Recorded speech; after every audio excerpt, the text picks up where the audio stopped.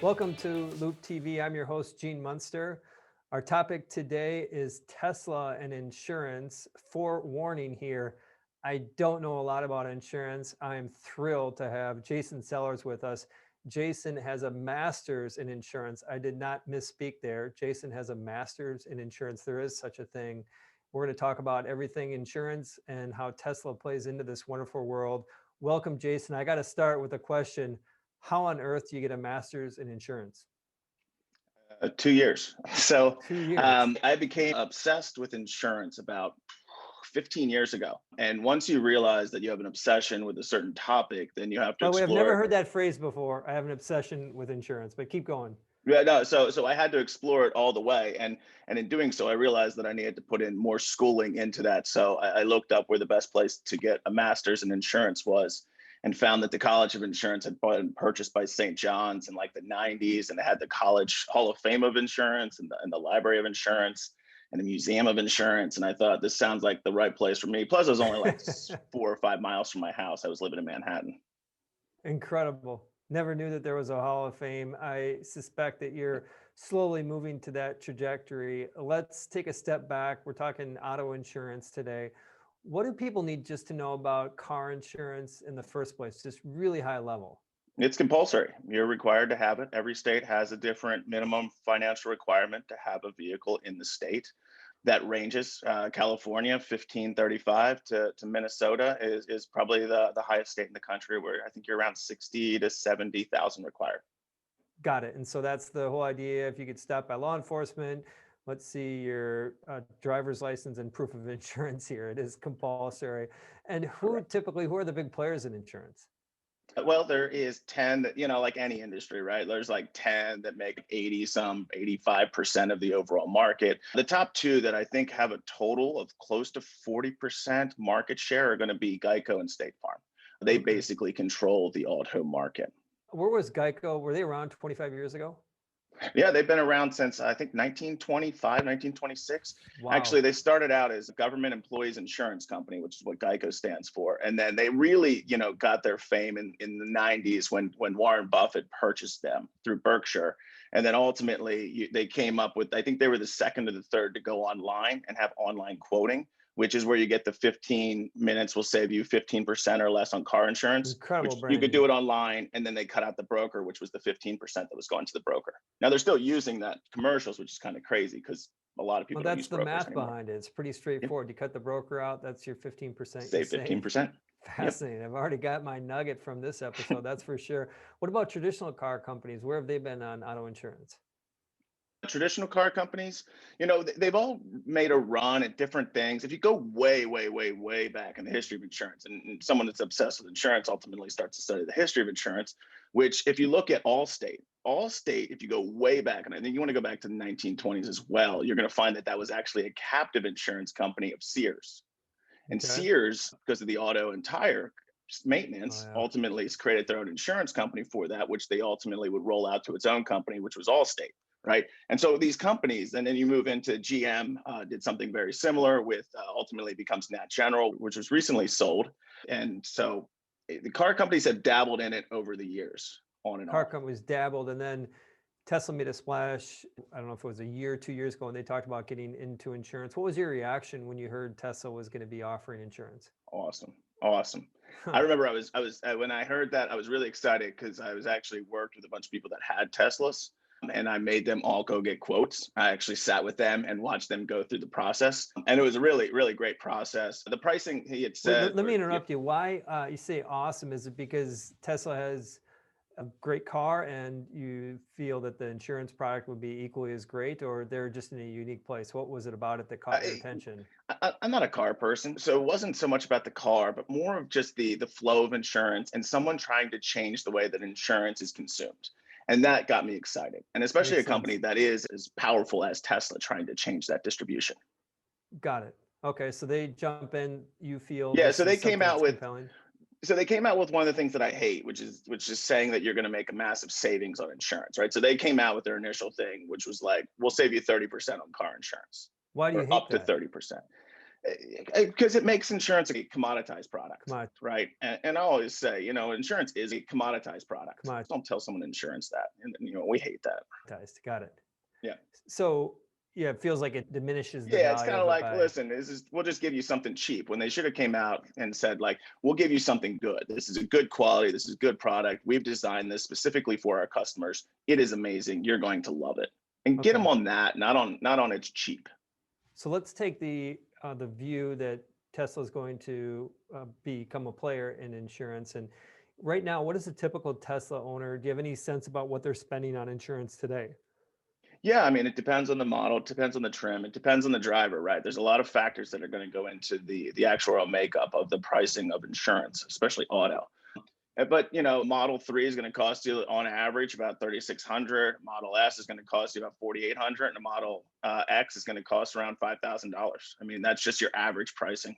So this is an expensive car to insure. It would make sense. I mean, it's expensive to fix.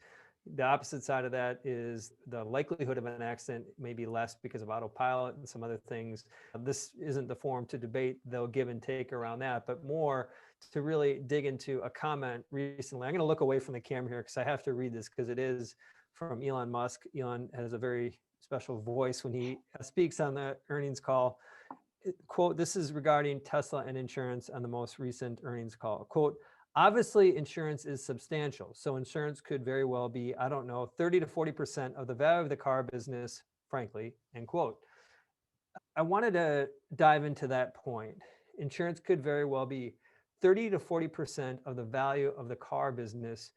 What do you think Elon is saying there? Well, that's a great question on anything he says, right? But ultimately, I think it's a composite of a lot of things that go into insurance. I think you're looking at, well, two things primarily: the revenue that they can generate from selling insurance, which isn't, insignificant.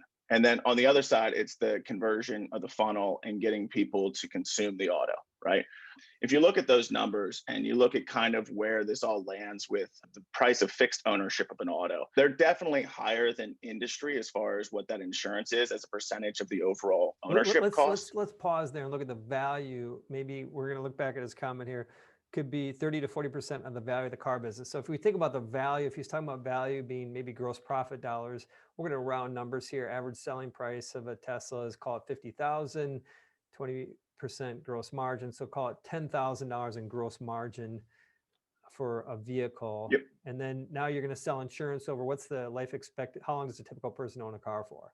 Well, the typical auto insurance policy, and there's a little old numbers, 3, 4, 5 years old, these numbers, the typical person has an auto insurance policy for 6.5 years.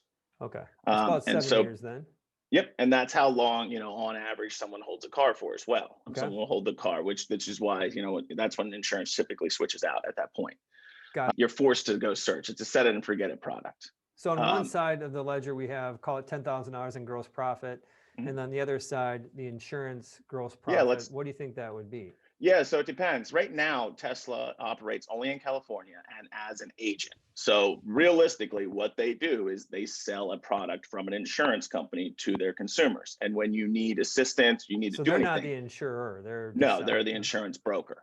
And their Tesla Insurance Services is a licensed insurance broker in the state of California. Now, what they've done is they've designed the product and they filed the product, right? So they're using, and I'm going to go a little high level, they're using a fronting company and they're using a reinsurance company to produce that. So it's not like they're selling Allstate. I mean, they previously sold Liberty policy, so they took it one step further than that. And they've designed a product now that they're selling to their customers just in California. Now, for that, they're probably making, I'm going to guess 10%, could be as high as 15% risk-free commission on it. Okay, so if we take the $3,000 example, 10% of that's $300 a year times 7 years is, correct my math here, $2,100 over a 7-year period. We just talked a minute ago that the gross profit dollars was $10,000 on average. And now we're comparing that to 21. That gets you to 20%. He said 30 to 40%, but we can pretty fast, we can get into that same ballpark that he's talking about. Yeah, if you what's it called? If you're going to start taking on risk and you believe that there's an advantage there, now the dollar, a premium dollar, I'm going to do a little premium dollar auto education here, right? Is made up of two ratios: the loss ratio and the expense ratio. Now, where they're going to find success is in reducing that expense ratio, which typically in auto insurance sits around 28%, 27%, right? So if you think about $1 of that $1, 27-ish percent is going to, Claims. expenses of operating the Oh, insurance. Now, the operating the costs. others, the Okay. others, call it 70% or 70 cents is going to actual losses paid out. Okay. And they get to All keep right. a fraction of that.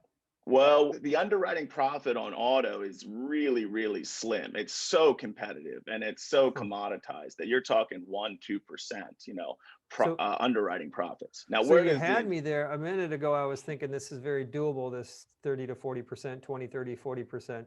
Now, when we're talking about slim margins in well, auto, it feels like it's more distant, that goal.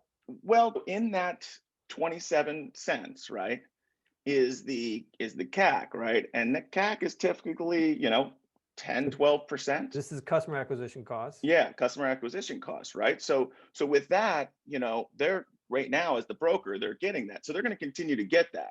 So if you think about it as a reduction of your expense ratio instead of just Gotcha. taking it, Okay. they can reduce that 10. Now they're at 12%, right? Let's pretend that they're at 12% now. With the next thing you've got is insurance, typically where they make their money is in managing capital. And so that 70 cents of the dollar that they're losing, that doesn't get paid out on day one, especially on your large liability claims. Those get paid out over years and years and years.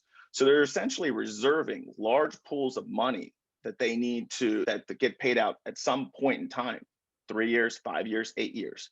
And they're earning interest off of that, Oh, the float, gotcha. which is Huh. what Berkshire's done, right? Warren built a hedge fund on top of insurance companies with tons of cash reserves. Beautiful. Now, is that what Elon's thinking is as a way to do it? I'm sure there's some component in there.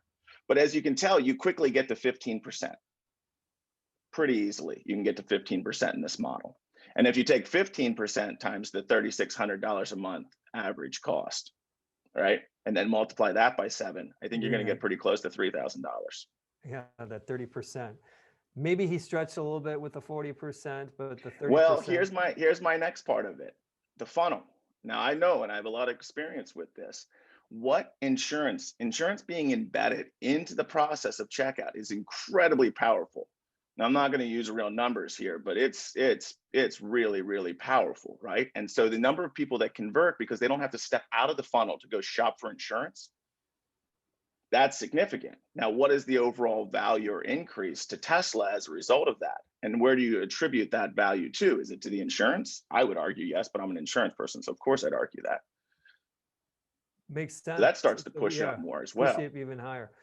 Well, the best part, this seems to map to something we've observed with Elon over the years, is that puts some pretty big claims out there, rarely on time. Rarely do they start events on time. Rarely is he going to get to a target on time, but usually he does achieve that target and then eventually exceeds that. So by that logic, the most basic logic, the 30 to 40% is doable. When he said it on the call, I was most confused. I'm no longer confused. Thank you, Jason. You have brought insurance. I feel like I'm far from a bachelor's, but at least I've completed one course in my insurance journey. It's been a lot of fun. I hope we can have you back on Loop TV. There's some great insights there. On behalf of Jason and Gene in Loop TV, bye for now.